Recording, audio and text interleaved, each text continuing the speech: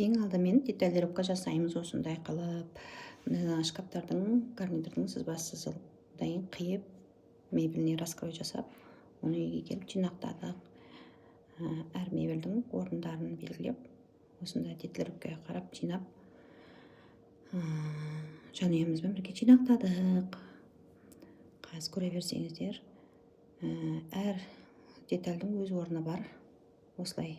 Мына біздегі ескі мебель, оны ұстағыштарын өзім жаңағыдай золотистый нелерге ауыстырдым. Ұстағыштарға әрқайсысын бір ашып, тартпаларының шуруптарын, сосын понттарын қатырып, жаңағы золотистый ручкаларға солай салып қойдым.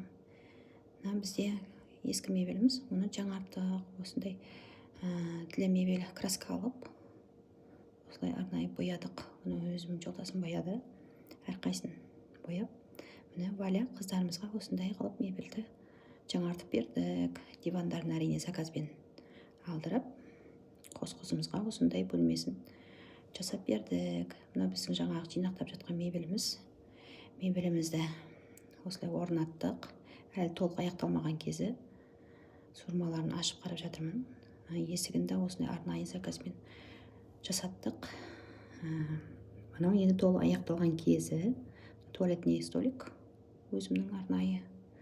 Бұл жерде жұмыс парақтарым мен сөмкелерім, боянатын нәрселерім тұрады. Сондай, мынау сұрмалары диванның екі шетіндегі бұл светтер көріп тұрғаныңыздай. Мынау енді коридордағы шкаф. Онда өзім жинақтадық. Есігі МДФ арнайы заказбен, әйнектер, айналарда арнайы заказбен орнатылды.